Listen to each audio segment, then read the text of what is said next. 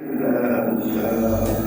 بالله من الشيطان الرجيم والحمد لله رب العالمين اللهم صل على سيدنا محمد وعلى آل سيدنا محمد نبيك ورسولك الذي ترضي وعلى آله وصحبه وسلم اللهم اغفر لنا ذنوبنا ولوالدينا وارحمهم كما ربونا صغارا.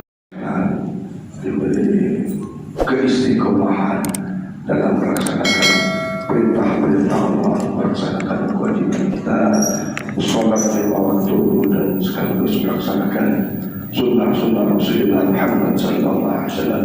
Kemudian keistiqomahan ini sampai akhir hayat kita, dan insyaallah akhir hayat kita husnul khatimah. Amin ya rabbal alamin. Para jemaah sekalian, sebelum Pak Ustaz kita menyampaikan materi kuliah subuh, saya mengajak kepada kita semua, mari dalam rangka menghormati datangnya bulan Maulidur Rasul sallallahu alaihi wasallam, bulan Maulid, ayo kita punya target 1 juta sholawat dalam bulan Rabiul Awal, dan yakin bisa. Sekali lagi, kalau mau pasti bisa. 1 juta sholawat, fadilahnya sangat-sangat luar biasa. Di antara keistimewaan utamanya, insyaallah mendapat syafaat dari Rasulullah Muhammad sallallahu alaihi wasallam, dan berbagai urusan-urusan kita dipermudah oleh Allah Subhanahu wa taala, dimudahkan kabulnya hajat-hajat kita semua. Kita pasti punya kebutuhan kepada Allah, punya kebutuhan dalam kehidupan. Barokah sholawat, insyaallah semuanya akan dimudahkan oleh Allah Subhanahu wa taala. Kepentingan dunia, lebih lagi kepentingan akhirat. 1 juta sholawat dalam bulan Rabiul Awal, dan kalau mau pasti bisa. Untuk itu mari kita dengarkan tausiah. Oh ya, Abil Qasimil Amin wa ala alihi wa sahbihil mayamin, amma ba'du. Yang saya hormati para ketua, para dewan pengurus Masjid Babus Salam, serta para imam, para asatidz, para haji, dan para jemaah salat subuh di Masjid Babus Salam yang semoga dibanggakan oleh Allah Subhanahu wa taala. Amin Allahumma amin.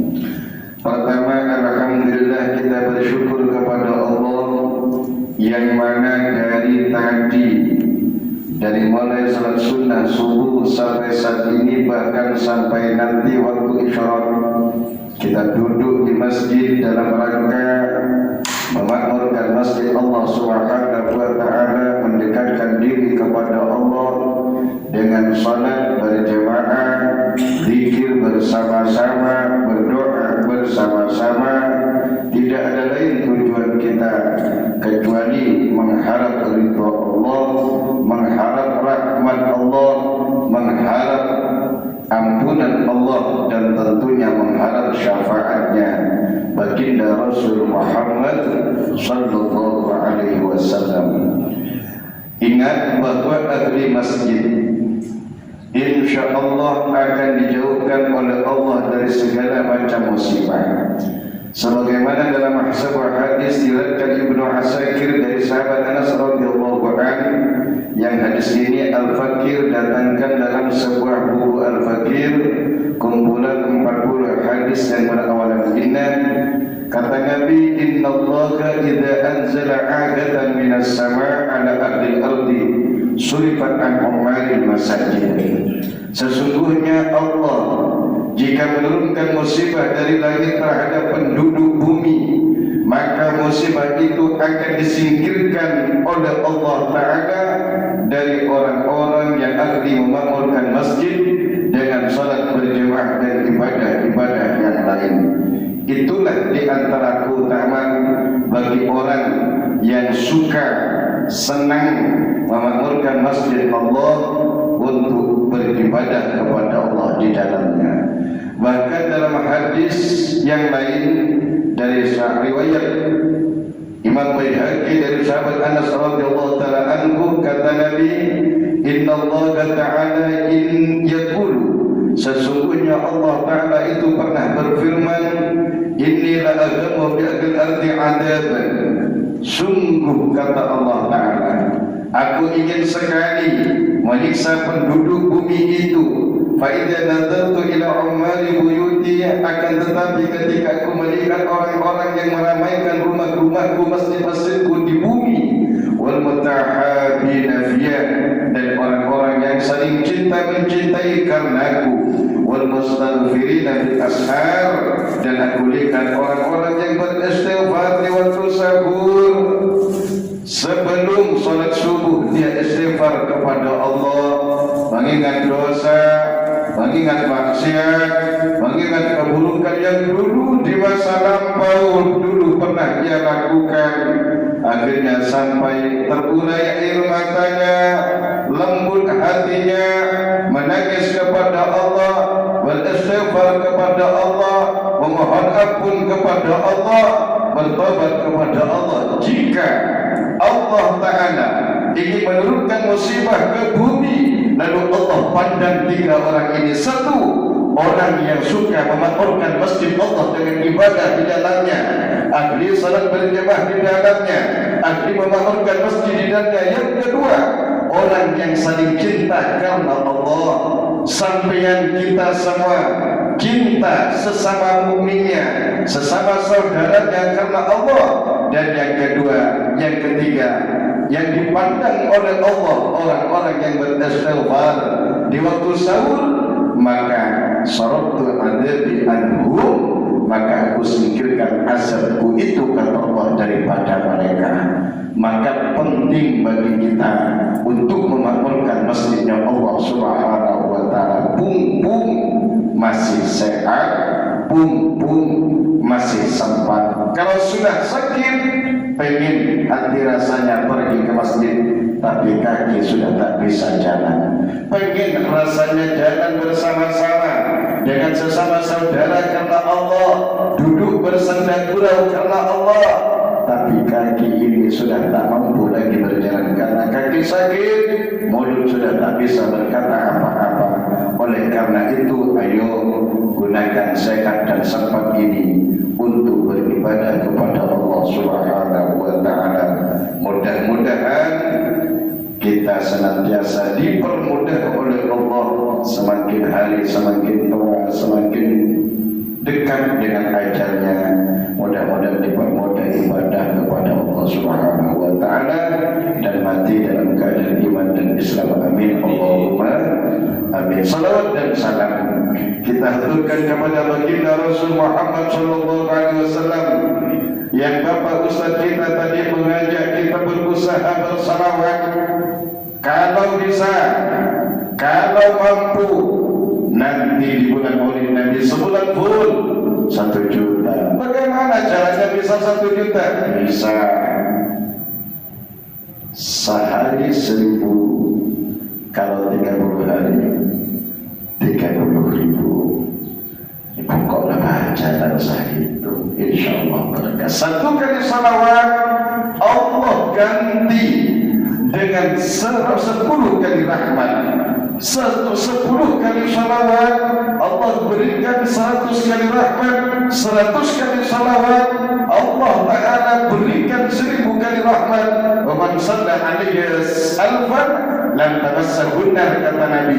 Barang siapa yang senantiasa berusaha bersalawat kepada kanjeng Nabi Muhammad sallallahu alaihi wasallam 1000 kali, maka insyaallah neraka tidak akan menyentuhnya. Maka salawat adalah ibadah terunik yang diberikan oleh Allah kepada kita sebagai umatnya kanjeng Nabi Muhammad sallallahu alaihi wasallam. Terutama nanti insyaallah minggu, bukan minggu ini ya, minggu akan datang, insyaallah sudah sampai bulan Maulid Nabi Muhammad sallallahu alaihi wasallam. Berusaha untuk senantiasa meletakkan nama Nabi Muhammad di dalam hati kita, karena orang yang mengaku cinta dia akan banyak menyebut orang yang dia cintai. Begitu juga kita mengaku cinta kepada Allah, maka mustahil kita dianggap cinta kepada Allah jika kita jarang menyebut nama Allah. Mengaku cinta kepada Nabi, maka perbanyaklah menyebut nama kanjeng Nabi Muhammad SAW dengan bersalawat kepadanya. Allahumma salli ala Sayyidina Muhammad wa ala ali Sayyidina Muhammad.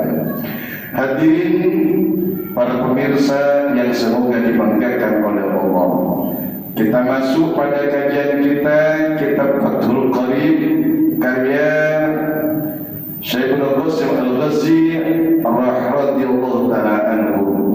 Faslun fasal wa syara'itus salati qabla dukhuli fiha khamsatu asya'. Syarat salat sebelum masuk ke dalam salat itu ada 5. Saya ulang lagi, syarat salat sebelum masuk melakukan salat itu ada 5. Yang pertama, taharatul a'dha'i minal hadathi al-asghari wal akbari indal qudrati. Pertama, syarat salat agar salatnya sah harus suci anggota badan dari hadas kecil dan hadas besar bagi orang yang mampu. Amma faqidut tahuraini fa salatuhu shahihatun.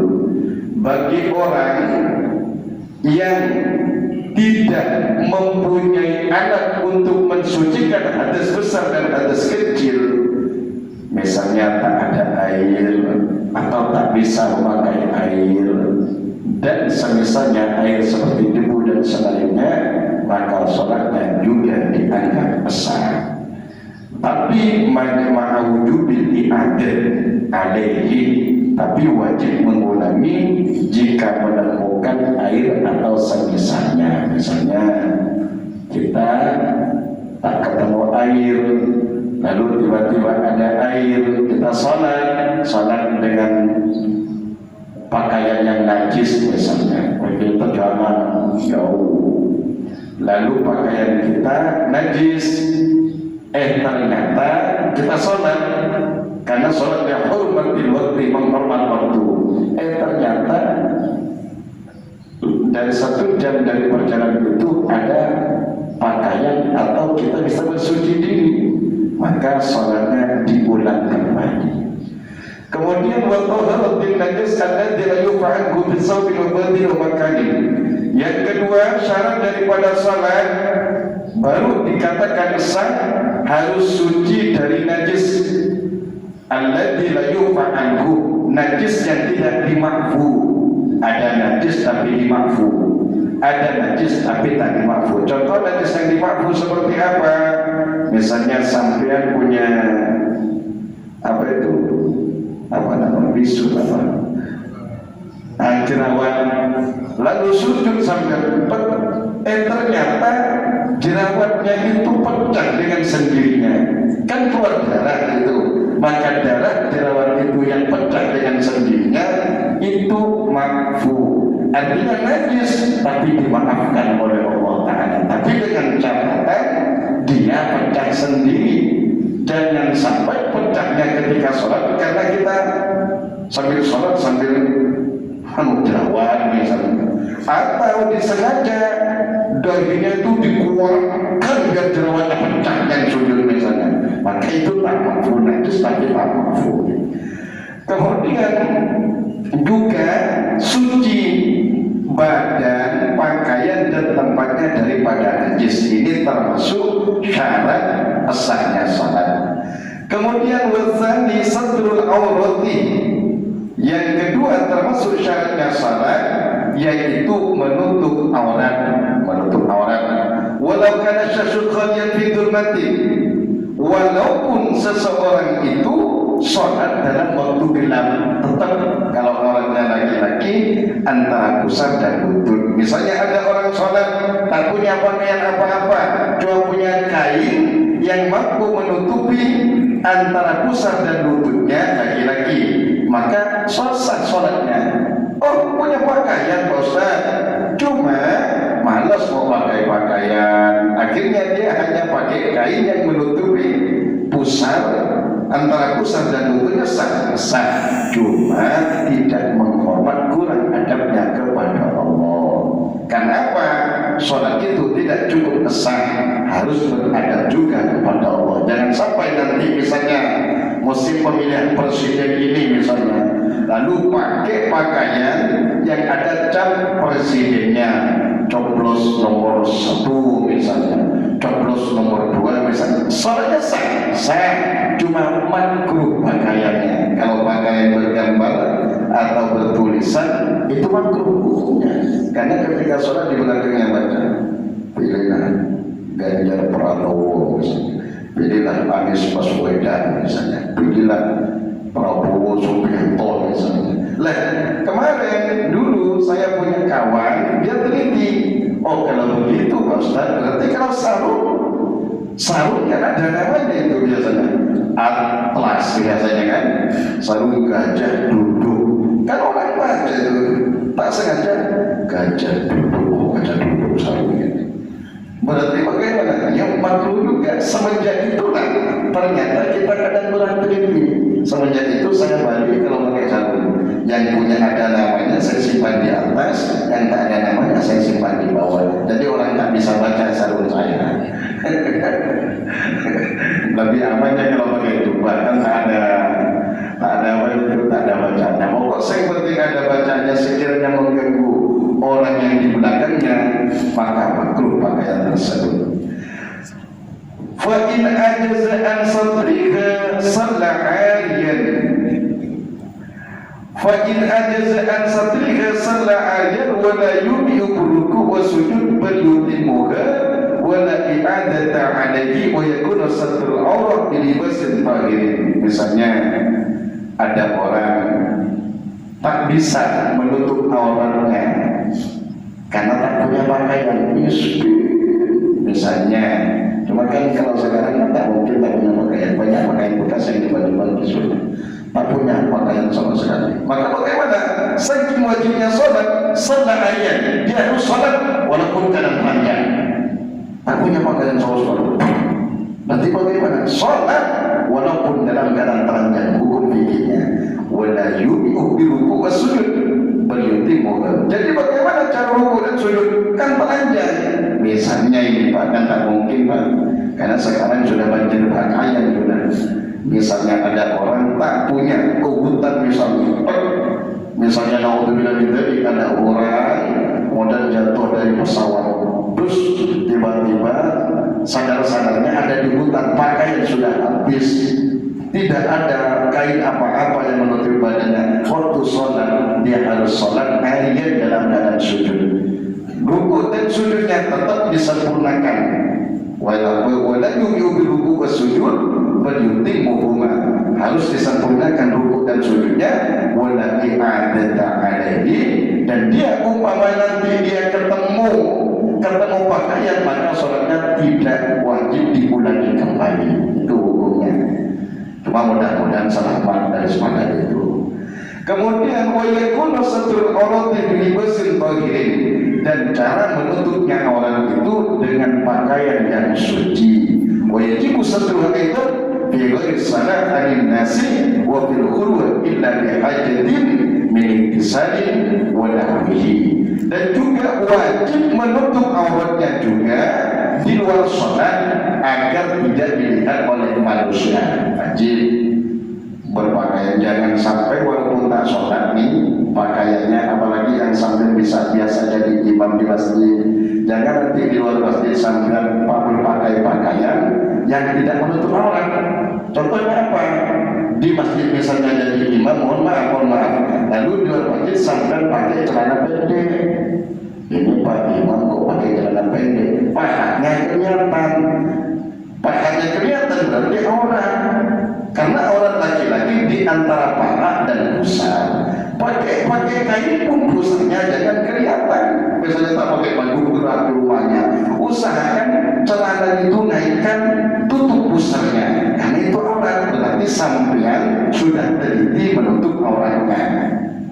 Siapa yang tak boleh nutupin, yang tak boleh melihat? Selain istrinya, selain anaknya. Selama kita mau keluar dari rumah kita, ternyata kita berpakaian atau tak pakai baju, tidak apa-apa lah kira kita pakai baju. Yang penting pusar dan lutut itu ketutup, berarti dia sudah menutup orang. Kalau tak malu, cuma kalau bisa pakai kaos berarti lebih rapi dan seterusnya. Kemudian wafil khurwa, begitu juga wajib menutup aurat fil khurwa, dalam waktu sunyi, dalam waktu sepi, illa dihajidin, kecuali karena butuh. Seperti apa butuh? Ini misalnya seperti mandi, wadahwihi dan umpamanya mandi, tak apa-apa tak menutup aurat. Misalnya di WC, tak apa-apa, cuma sebaiknya pakai kain. Dan masuk WC-nya baca doa biar tidak dilihat oleh syaitan. Oh ini kata oleh jin. Oh ini kayak ini kata jin. Kemudian wa amma satruha an nafsihi fala yajibu lakinnahu yukrahu nadruhu ilaika. Adapun menutup aurat dari dirinya sendiri, maka dia tak wajib hukumnya, lakinnahu yukrahu nadruhu ilaika, tetapi makruh melikatnya seseorang kepada auratnya sendiri. Misalnya sambil buang kotoran sambil dilihat,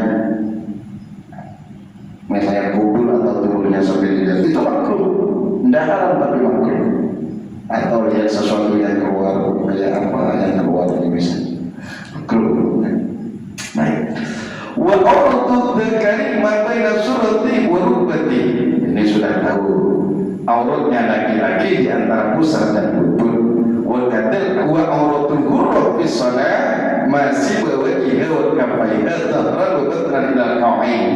Adapun auratnya seorang wanita merdeka kayak sampai ibu merdeka.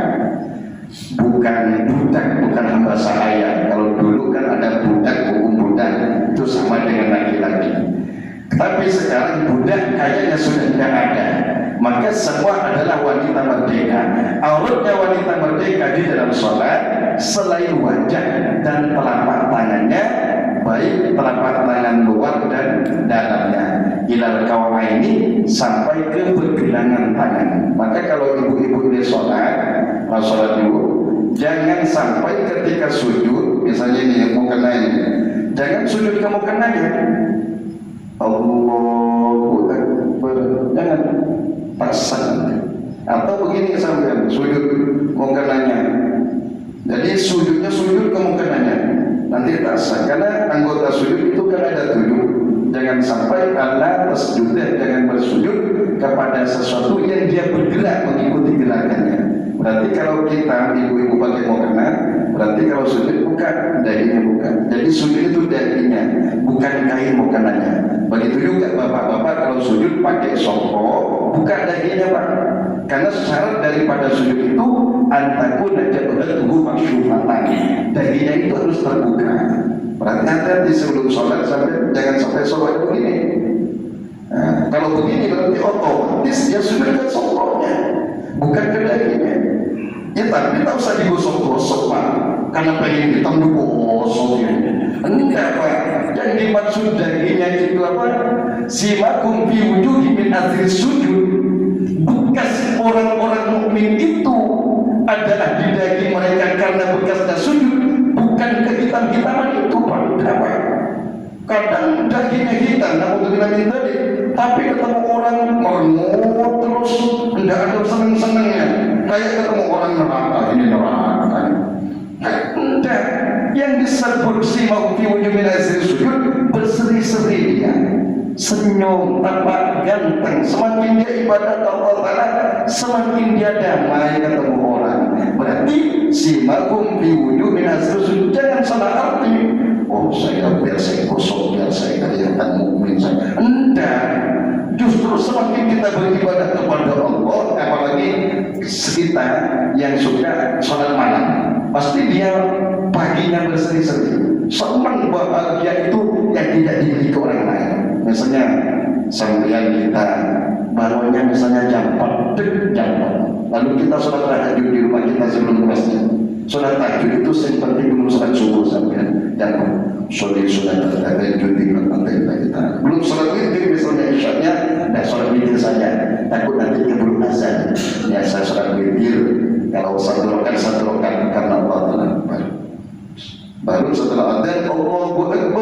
Akbar. Kalau misalnya bisa terkejar takbiratul ihram pertama di masjid, berarti sholat sunatnya di rumahnya. Nanti kemudian baca ya hayyul qayyum la ilaha illa anta, ya hayyul qayyum la ilaha illa anta 41 kali. Itu menyebabkan iman kita insyaallah tetap oleh Allah Ta'ala dibaca di antara sholat sunat subuh dan sholat subuh. Ya hayyul qayyum la ilaha illa anta 41 kali. Ya hayyul qayyum la ilaha illa anta, ya hayyul qayyum la ilaha illa anta, ya hayyul qayyum la ilaha illa anta, ya hayyul qayyum la ilaha illa anta. Itu amalan itu jika diamalkan, insyaallah imannya dijaga oleh Allah Ta'ala. Artinya insyaallah mati husnul khatimah insyaallah. Misalnya Pak Ustaz, saya akhiri sholat qabliyah subuh sebelum subuh, tapi tak terkejar saya kalau sholat karena hampir qomat. Bagaimana ini Pak Ustaz? Berarti nanti sampeyan qabliyah subuh atau nanti qadha. Kalau sudah keluar subuhnya berarti qadha. Kalau kan makruh, kan tak boleh sholat setelah subuh itu. Jangan sampai misalnya khusyuk lalu sholat sunnah terus setelah subuh misalnya, tak boleh, karena setelah subuh tidak ada sholat. Begitu juga setelah asar tidak ada sholat, maka setelah asar tidak ada sholat sunnah kecuali orang yang sholat kontrak tak apa. Kemudian sampai mana lagi? Aurat perempuan di luar sholat, di dalam sholat, yaitu ini semuanya. Di sujud, di sujud. Amma auratul khurati kharija salat, fajami obadanika, adapun auratnya perempuan merdeka di luar salat, maka seluruh badannya. Wa auratul fil khurwa, dan auratnya perempuan di waktu sepi dan ada orang, kategori ialah seperti laki-laki. Artinya ditutup, kalau tak ditutup ya makruh hukumnya. Apa yang disebut aurat? An-naqsuh ialah kekurangan. Cuma sekarang apalagi dunia modern itu kurang terbuka terus, bukan sedikit, bahkan naudzubillah saking akhir zamannya sekarang, yang perempuan olahraganya pakai celana panjang, yang perempuan makin pendek atas, bahkan berapa inci dari ukur sendiri oleh sampean. Berapa inci dari itu sebenarnya fitnah akhir zaman. Ya kita ini senang suka lihatnya, cuma kan fitnah akhir zaman ini. Alhamdulillah gitu. Kemudian wasalisu, dan yang ketiga termasuk syarat salat al-wuqufu ala makanin tahirin, berdiri berdiam diri di tempat yang suci. Fala tasihhu salatu syakhsin yunaki ba'du badanihi aw libasi najasatan fi qiyamin aw qu'udin aw ruku'in aw sujudin. Termasuk syarat salat yaitu duduk atau berdiri di tempat yang suci. Maka tak sah salatnya seseorang yang sebagian anggota tubuhnya atau sebagian pakaiannya itu ketemu dengan perkara najis misalnya. Maka dicontohkan oleh ulama, misalnya nih, sampean kita sholat lalu ada benang kain kita, kain benangnya bersambung dengan najis yang di belakangnya. Misalnya sholat di sini, ternyata ada benang sampai ke belakang masjid, ternyata bersambung dengan WC misalnya, dengan kotoran yang ada di WC, benangnya ini misal, maka sholatnya tidak dianggap sah, tak sah sholatnya. Kenapa? Dia membawa sesuatu daripada najis. Salah satu kainnya dia bertemu dengan najis. Begitu juga anggota badan. Maka hati-hati ketika kita sholat di rumahnya, sampai masuk WC kencing, hati-hati kencing di WC. Maka kalau bikin WC apalagi masjid, jangan cari WC, bikin WC yang WC berdiri. Kayak sekarang hampir umum WC berdiri itu. Bahkan di Istiqlal, saya Istiqlal, saya heran, masjid besar berdiri di Mojahidin, iya kan, berdiri. Ya kalau sakit apa-apa, cuma kalau tak sakit sunnahnya kan duduk gitu, berdiri. Kemudian yang kedua, masuk WC, hati-hati keluar dari WC, cuci kakinya.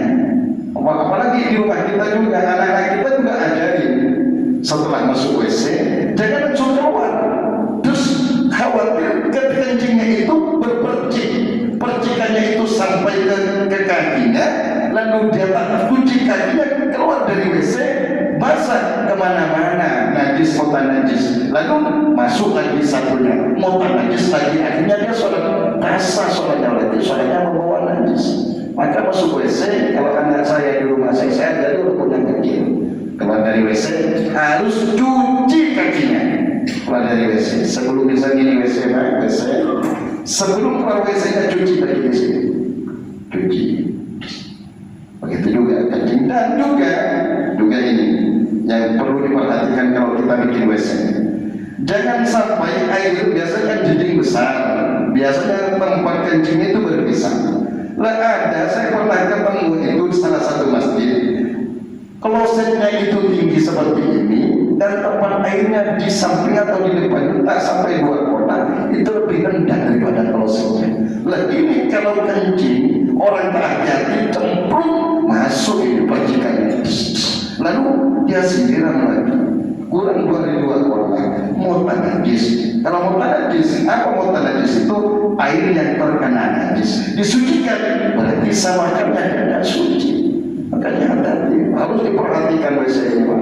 Makanya bikin WC harus tanya, jangan tanya-tanya ke tukang bangunan, tanya juga ke kiainya, ke ustadznya, masalah sucinya loh. Kalau masalah model silakan tanya ke tukang bangunannya, tapi masalah sucinya 2 kotak apa tidak 2 kotak ya Ustaz, tanya, usahakan lebih daripada itu. Saya semur kemarin saya jalan-jalan ke Sungai Jawi, kalau ada dulu ya Sungai Jawi, ada masjid, ini kloset, ini di bawah, loh. Kemudian airnya itu kurang dari 2 kotak, tak cicak di sini. Tai cicak kurang 2 kotak. Tai cicak kan, cicak itu kan kalau tai tak langsung ke klosetnya, Pak. Kalau cicak tai di pinggir-pinggirnya dia buang kotor.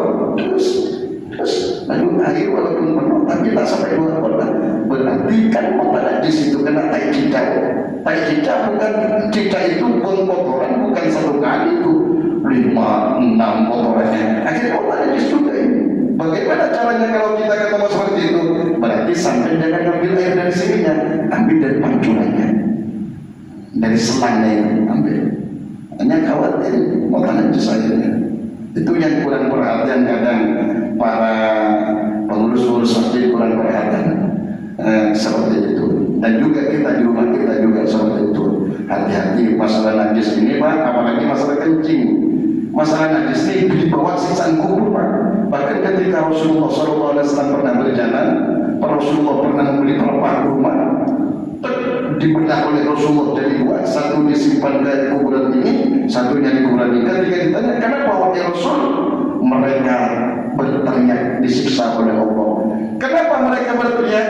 Mereka berteriak disiksa oleh Allah. 1, karena dia namam, suka mengadu domba. Yang 1, karena dia tidak suci, tidak bersuci dari kencingnya.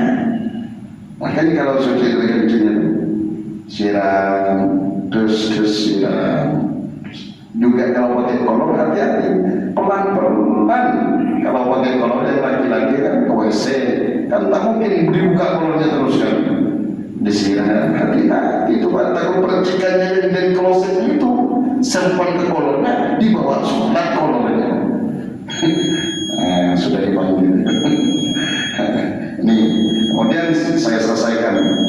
Roti yang keempat termasuk syarat sholat al-ilmu bidukhulil waktu, yaitu tahu dengan masuknya waktu.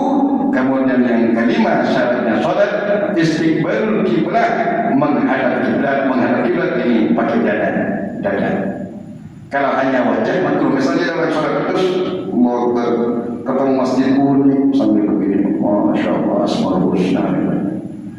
Kalau hanya boleh begini makruh, tidak sampai membatalkan sholat. Kalau orang sholat sampai dadanya, misalnya sambil walaupun sambil gurau ditarik kayak kawan airnya sampai begini dadanya, kan ini sudah tidak lurus ke kiblat, maka batal sholatnya. Yang dianggap dengan menghadap kiblat itu ada. Wajah makruh orang yang sholat, makruh hukumnya. Jadi menghadap kiblat termasuk syarat daripada sholat. Mudah-mudahan bermanfaat, kecuali sholat dalam perjalanan. Misalnya di mobil sampai sholat Allahu Akbar, tergantung mobilnya yang kemana-mana. Sholat sunnah baik, mungkinannya itu sementara yang ditanyakan silakan. Allah a'lam bishawab. Baik, para jemaah sekalian, artinya hal-hal yang dilaksanakan sebelum sholat, syarat sholat. Ada yang ditanyakan? Bismillahirrahmanirrahim. Assalamualaikum warahmatullahi wabarakatuh. Assalamualaikum warahmatullahi wabarakatuh. Singkat saja saya tanyakan ke Ustaz bagian saya sering melihat di mana-mana itu, terutama masjid seperti kita ini lah, bagus itu tempatnya, ada AC. Kadang orang tuh habis sholat itu tidur di masjid ini, Pak Ustaz. Bagian itu ada dalam hukumnya itu seperti itu. Apakah dia itu dibolehkan tidur di masjid di sholat itu, atau ada yang itu yang saya tanyakan, kemana sih? Tiduran di masjid atau tidur di masjid. Kalau sampai mengotori, misalnya sampai berlibur misalnya, kalau hanya tidur karena capek, bahkan itu termasuk materi yang membuang istirahatnya.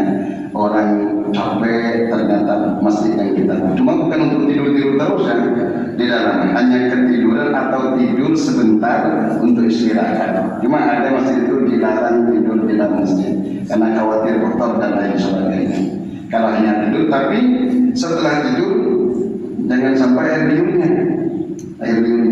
terus, apalagi air liur tidur begini. Kalau tidur begini pakai air liur, tak najis air liurnya. Misalnya begini, keluar nangis, tak najis walaupun kena ke badannya, itu tak najis airnya, karena dia airnya keluar dari otak. Kalau sudah tidur begini, itu tidur terentang, itu Pak, bukan dari otak, itu dari perut. Makanya najis dan membatalkan wudunya. Kalau tidur begini, tetap walaupun keluar dari liur, tak batal wudunya, karena dia memakinan makan dan arti, karena dia diam. Kalau sudah begini tidurnya, jumatan dia tadi itu, Allah, sampai begini, ingat-ingatnya, dikirim orang tidak ada khutbah. Masjid itu tuh sesat itu, kenapa? Tidak ada khutbahnya, langsung sholat. Padahal Pak dengar sama saya, berarti jangan langsung sholat, wudu dulu, baru sholat, karena dia sudah batal wudunya. Kira-kira seperti itu. Apakah batal maksudnya? Ya batal kalau baring seperti tidur di rumahnya, batal wudunya batal. Soal tidurnya tak apa-apa, yang penting tidak mengganggu orang yang sholat. Kalau dia mengganggu orang yang sholat, maka haram tidurnya, mengganggu orang sholat berjamaah. Kira-kira seperti itu. Allah. Baik, para jemaah sekalian, ada yang betul satu lagi? Ada pertanyaan itu? Cukup ya? Baik, para jemaah sekalian, waktu sudah tiba, maka mari kita akhiri dengan doa. Insyaallah doa kita dijawab oleh Allah Subhanahu wa taala, kita mendapatkan keberkahan dari kegiatan mengikuti kuliah. Sebelumnya kami ingin sampaikan bahwa sedekah kuliah subuh ini selama 7 minggu itu 1.118.000. Masya Allah. Jadi rata-rata satu putaran itu dapatnya 245.000. Alhamdulillah. Ada satu ketika hari minggu itu dapatnya sampai 400.000. 400.000. Dan laporannya ada di papan umum. Terima kasih kepada saya. Baik, amin. Bismillahirrahmanirrahim. Alhamdulillahirabbil alamin. Allahumma shalli ala sayyidina Muhammad wa ala ali sayyidina Muhammad ya Allah.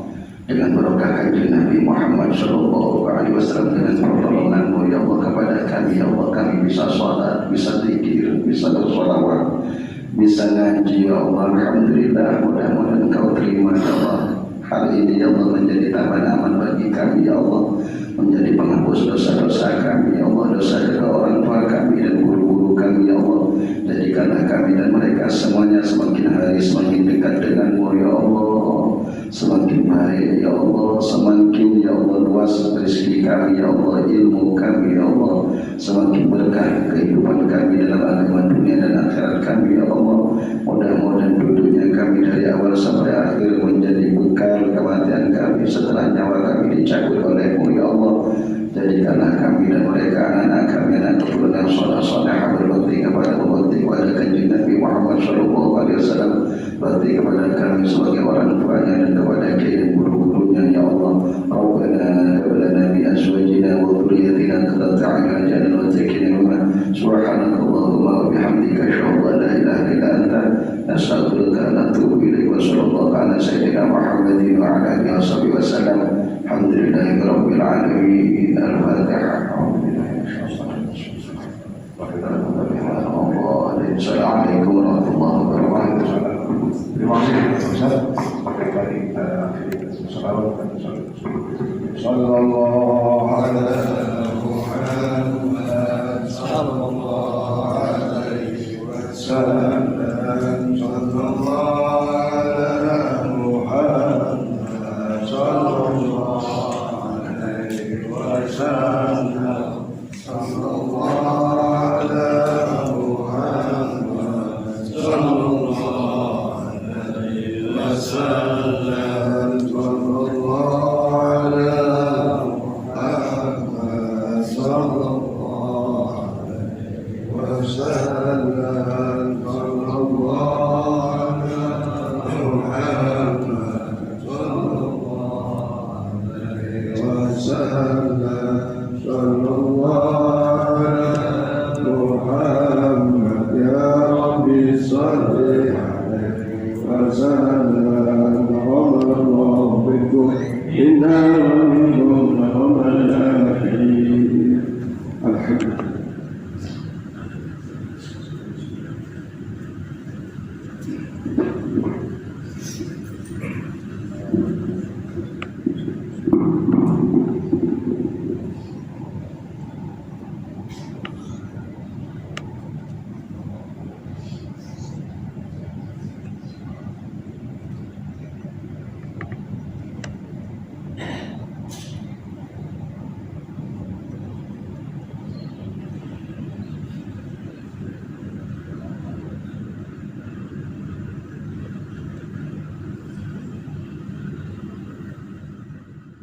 Ikuti kajian di YouTube Masjid Babus Salam setiap Ahad live melalui YouTube Babus Salam. Insyaallah berkah, banyak programnya, ikuti terbuka. Assalamualaikum warahmatullahi wabarakatuh. Waalaikumsalam.